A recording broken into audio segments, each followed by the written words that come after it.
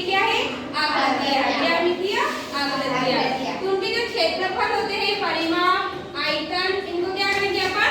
ज्ञात करेंगे। तो क्षेत्रमिति में वही बताया गया है कि कौन सी आकृति का क्षेत्रफल कैसे ज्ञात करते हैं, परिमाप कैसे ज्ञात करते हैं, आयतन कैसे ज्ञात करते हैं। जैसे पहला अपन पढ़ेंगे वृत्त के बारे में। किसके बारे में? वृत्त के बारे में। अब बताइए क्या है तुम्हारा? वृत्त। क्या है ये? वृत्त। अब इसको क्या बोलेंगे? जो ये लाइन होती है, ये पूरी लाइन होती है, इसको क्या बोलेंगे? परिधि। क्या बोलते हैं? परिधि। ये वृत्त की क्या है? परिधि। अब यहाँ पर क्या है? केंद्र बिंदु। इसको क्या बोलेंगे? केंद्र बिंदु। ये वृत्त का क्या होता है? केंद्र बिंदु। देखो, ये पूरी लाइन को बोलते हैं परिधि, और ये अंदर जो बिंदु है इसको क्या बोलेंगे? वृत्त का केंद्र बिंदु। अब केंद्र बिंदु से जो परिधि के बीच में जो लाइन रेखा खींची जाती है, इसको क्या बोलते हैं? त्रिज्या। क्या बोलेंगे? त्रिज्या। त्रिज्या, त्रिज्या बोलेंगे इसको।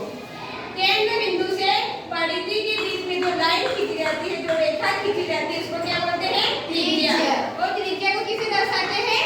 आर से। ये क्या हो गया? केंद्र बिंदु से परिधि के बीच की लाइन खींची गई, इसको आर से दर्शाएंगे। अब क्या होता है? वृत्त का व्यास। व्यास भी होता है, त्रिज्या को आर से दर्शाते हैं। अब देखो व्यास होता है, क्या होता है? ये आधा भाग है वृत्त का, त्रिज्या आधा भाग। अब इधर से केंद्र बिंदु से परिधि तक एक रेखा और खींची। अब यहाँ पर क्या है? आधे भाग को आर, ये त्रिज्या, इसको भी आर। अब कितनी आर हो गई? 2 आर। तो क्या होगा? आर प्लस आर बराबर कितनी होगी? 2 आर। तो ये क्या हो गई? व्यास।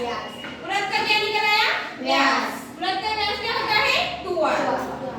ये वृत्त का व्यास हो गया। और वृत्त की त्रिज्या क्या है? आर। आया समझ में? देखो, त्रिज्या किसको बोलते हैं? केंद्र बिंदु से परिधि के बीच में जो रेखा खींची जाती है, जो लाइन खींची जाती है, उसको त्रिज्या बोलते हैं।